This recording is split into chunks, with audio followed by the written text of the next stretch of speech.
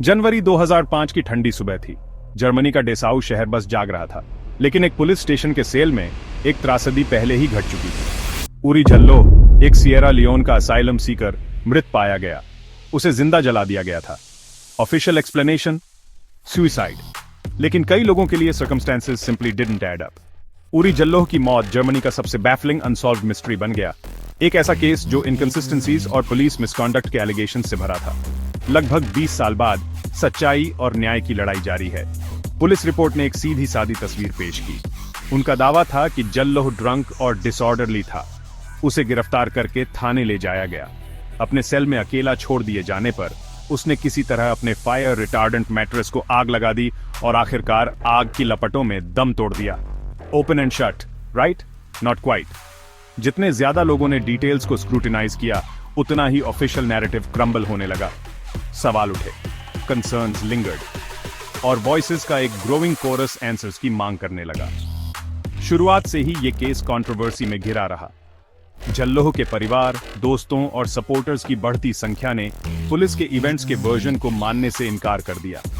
एक आदमी हैंडकफ और लेग चेन कैसे एक फायरप्रूफ मैट्रेस को आग लगा सकता है? यह नोशन ही इम्प्लॉजिबल लग रहा था। यह सिर्फ पुलिस की कॉम्पिटेंस को चैलेंज करने का मामला नहीं था, बल्कि उनकी इंटेग्रिटी पर ही सवाल उठ रहे थे।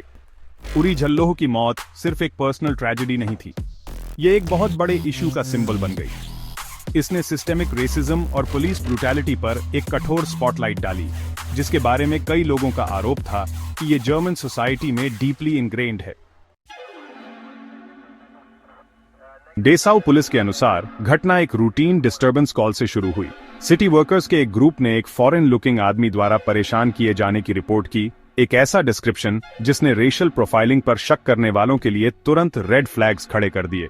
2 ऑफिसर्स, हंस एम और उडो एस, कॉल पर रिस्पॉन्ड किए और जल्लोह को पाया, जिनके बारे में उन्होंने दावा किया कि वो विजिबली इंटॉक्सिकेटेड थे। पुलिस के अनुसार जल्लोह ने आइडेंटिफिकेशन दिखाने से इनकार कर दिया और अनकोऑपरेटिव हो गया। इसके चलते उसे गिरफ्तार कर लिया गया और फर्दर प्रोसेसिंग के लिए पुलिस स्टेशन ले जाया गया। स्टेशन पर पुलिस ने जल्लोह की तलाशी ली और एक टेम्पररी रेजिडेंस परमिट पाया। उसके एलिजेड रेजिस्टेंस के बावजूद एक ब्लड सैंपल लिया गया, जिससे पता चला कि उसके ब्लड में अल्कोहल कंटेंट 2.98% था। उसके इंटॉक्सिकेशन के लेवल को लेकर चिंतित ऑफिसर्स ने जल्लोह को उसकी सेफ्टी के लिए एक होल्डिंग सेल में रिस्ट्रेन करने का फैसला किया। उसे सेल नंबर 5 में रखा गया, एक छोटा बैरन कमरा जिसमें एक बेड जमीन से बोल्टेड था। पुलिस के अनुसार यहीं पर जल्लोह की ट्रैजिक डिमाइज हुई। ऑफिसर्स के अकाउंट में बताया गया कि कैसे हैंडकफ्ड और बेड से शैकल्ड होने के बावजूद जल्लोह किसी तरह अपने मैट्रेस को इग्नाइट करने में कामयाब रहा।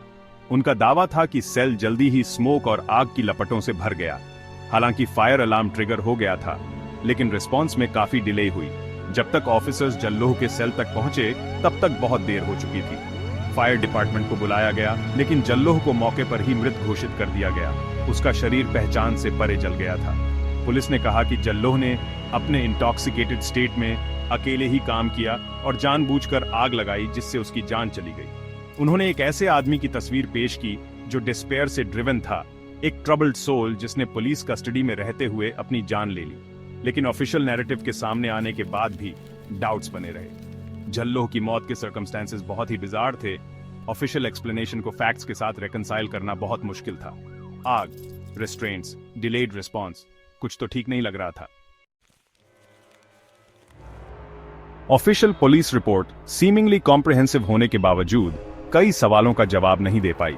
सबसे बड़ी इनकंसिस्टेंसी आग ही थी। जल्लोह के सेल का मैट्रेस स्पेशली फायर रिटार्डेंट बनाया गया था, जिससे यह हाईली अनलाइकली था कि वो इसे एक सिंपल लाइटर से आग लगा सकता था। फिर भी पुलिस ने कहा कि जल्लोह रिस्ट्रेन्ड होने के बावजूद ऐसा करने में कामयाब रहा। यह कैसे पॉसिबल था? लाइटर आया कहां से? ये सवाल केस के लिए फंडामेंटल अनुत्तरित रहे। आग की इंटेंसिटी ने भी आईब्राउज रेज किए। गवाहों ने आग की लपटों को अनयूजुअली फियर्स और फास्ट स्प्रेडिंग बताया, जिससे किसी एक्सेलरेंट की पॉसिबिलिटी का पता चलता है। फिर भी पुलिस ने जोर देकर कहा कि सीन पर कोई एक्सेलरेंट नहीं मिला।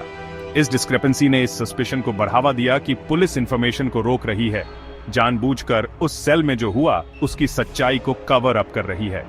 पहले से ही स्केप्टिकल पब्लिक ने ट्रांसपेरेंसी और थॉरो इम्पार्शियल इन्वेस्टिगेशन की मांग शुरू कर दी। फॉरेंसिक एविडेंस की जांच के दौरान और डाउट्स पैदा हुए। जल्लोह का शरीर बुरी तरह जलने के बावजूद ब्लंट फोर्स ट्रॉमा के साइंस दिखा रहा था। उसकी स्कल फ्रैक्चर थी, रिब्स टूटी हुई थीं और कई अन्य इंजरीज थीं जो सिंपल सेल्फ इमोलेशन के केस से इनकंसिस्टेंट थीं। ये इंजरीज एक वायलेंट स्ट्रगल की ओर इशारा करती हैं, एक ऐसी पॉसिबिलिटी जिससे पुलिस ने वेहेमेंटली इनकार किया। इन इंजरीज का जिक्र इनिशियल पुलिस रिपोर्ट में क्यों नहीं किया गया? जल्लोह को सेल में रखे जाने और फायर अलार्म बजने के बीच ऑफिसर्स क्या कर रहे थे? केस को जितना ज्यादा स्क्रूटिनाइज किया गया, उतनी ही इनकंसिस्टेंसीज बढ़ती गईं। पुलिस के इवेंट्स के वर्जन पर डाउट का एक लंबा शैडो पड़ता गया। ऑफिशियल नैरेटिव जो कभी स्ट्रेट फॉरवर्ड लगता था, अब होल्स से भरा हुआ था। डेसाऊ पुलिस डिपार्टमेंट में पब्लिक का ट्रस्ट, जो पहले से ही शेकन था, अब एक थ्रेड से हैंगिंग था। उरी जल्लोह के लिए जस्टिस की डिमांड दिन ब दिन तेज होती जा रही थी। उन इवेंट्स को समझने के लिए जो उरी जल्लोह की मौत का कारण बने, हमें उस भयानक दिन की शुरुआत में वापस जाना होगा। जल्लोह एक सिएरा लियोनियन रेफ्यूजी कई सालों से डेसाऊ में रह रहा था। वो लोकल पुलिस के लिए जाना पहचाना था। उनका पहले भी उनसे इनकाउंटर्स हुआ था, ज्यादातर उसके इमिग्रेशन स्टेटस से रिलेटेड माइनर ऑफेंसेस के लिए। उस जनवरी की सुबह पुलिस के अनुसार उसे एक पब्लिक स्क्वायर में एरेटिकली एक्ट करते हुए देखा गया, जिसके बाद सिटी वर्कर्स ने कॉल किया। हालांकि बाद में सामने आने वाले विटनेसेस ने एक अलग पर्सपेक्टिव पेश किया।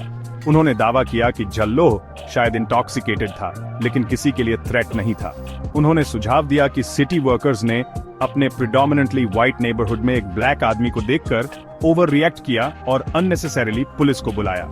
इसने रेशियल प्रोफाइलिंग के बारे में कंसर्न्स पैदा की, एक सेंसिटिव इशू जिसे पुलिस डाउनप्ले करने के लिए उत्सुक थी। जब ऑफिसर्स हंसेम और उडोएस सीन पर पहुंचे तो सिचुएशन जल्दी ही एस्केलेट हो गई। विटनेसेस के अनुसार जल्लोह तुरंत ऑफिसर्स के साथ कॉन्फ्रंटेशनल हो गया, शायद लॉ एनफोर्समेंट के साथ पास्ट नेगेटिव एक्सपीरियंसेस के कारण। उसने अपनी आइडेंटिफिकेशन दिखाने से इनकार कर दिया और उनके डिटेन करने के अथॉरिटी पर सवाल उठाया। ऐसा लगता है कि इस डिफायंस ने उसकी रेस और इंटॉक्सिकेशन के साथ मिलकर ऑफिसर्स से एक डिस्प्रोपोर्शनेट रिस्पॉन्स को ट्रिगर किया। इसके बाद एक वायलेंट स्ट्रगल हुई। विटनेसेस ने बताया कि उन्होंने ऑफिसर्स को जल्लोह को जमीन पर पटकते हुए उसे सबड्यू करने के लिए एक्सेसिव फोर्स का इस्तेमाल करते हुए देखा। उन्होंने जल्लोह के दर्द की चीखें और इनोसेंस के प्रोटेस्टेशंस प्लीज सुनी, जिन्हें ऑफिसर्स ने इग्नोर कर दिया। हालांकि ऑफिसर्स ने कहा कि जल्लोह ने अरेस्ट का विरोध किया और उन्होंने उसे रिस्ट्रेन करने के लिए केवल नेसेसरी फोर्स का इस्तेमाल किया। पुलिस के अकाउंट और आई विटनेस टेस्टिमोनीज के बीच नैरेटिव्स का ये क्लैश जल्लोह की मौत के सराउंडिंग मिस्ट्री को और गहरा करता है। इस सीन में हम मिस्ट्री में और गहराई से जाएंगे। गद्दा दिखने में ऑर्डिनरी ऐसे सीक्रेट्स रखता है जो सब कुछ बदल सकते हैं, और फिर लाइटर है एक ऑब्जेक्ट इतना छोटा लेकिन इतना सिग्निफिकेंट। ये वो डिटेल्स हैं जो अक्सर अननोटिस चले जाते हैं, लेकिन ये कहानी के फैब्रिक को एक साथ बुनते हैं। ध्यान से देखिए, क्योंकि क्लूज हमारे चारों ओर हैं।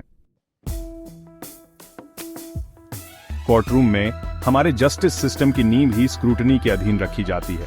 सवाल उठते हैं जो कानून को अपहोल्ड करने वालों की इंटेग्रिटी और फेयरनेस को चैलेंज करते हैं। क्या वे वाकई बायस से ब्लाइंड हैं या वे प्रेजुडिस के लेंस से देखते हैं?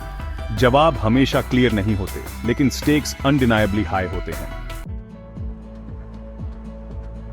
न्याय की लड़ाई रिलेंटलेस है।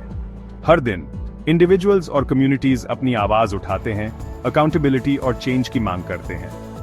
ये एक ऐसा स्ट्रगल है जिसके लिए करेज और परसिवियरेंस की जरूरत होती है, अक्सर ओवरवेलमिंग ऑड्स का सामना करते हुए। लेकिन फाइट जारी है, एक फेयर वर्ल्ड की उम्मीद से फ्यूल्ड। जैसे जैसे हम गहराई में जाते हैं, हम उन घावों को अनकवर करते हैं जो अभी तक हील नहीं हुए हैं। ये स्कार्स, विजिबल और हिडन दोनों, दर्द और रेजिलियंस की कहानियां बताते हैं। वे हमें याद दिलाते हैं कि पास्ट कभी भी ट्रूली पीछे नहीं रहता और हीलिंग एक जर्नी है, डेस्टिनेशन नहीं।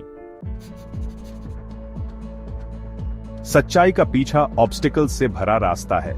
इसके लिए रिलेंटलेस इंक्वायरी और अनवेवरिंग डेडिकेशन की जरूरत होती है। लेकिन सच्चाई की तलाश में हम न केवल फैक्ट्स को अनकवर करते हैं, बल्कि खुद को और अपने आसपास की दुनिया की डीपर अंडरस्टैंडिंग भी करते हैं। यह एक क्वेस्ट है जो अपनी चैलेंजेस के बावजूद हमेशा अंडरटेकिंग के लायक है।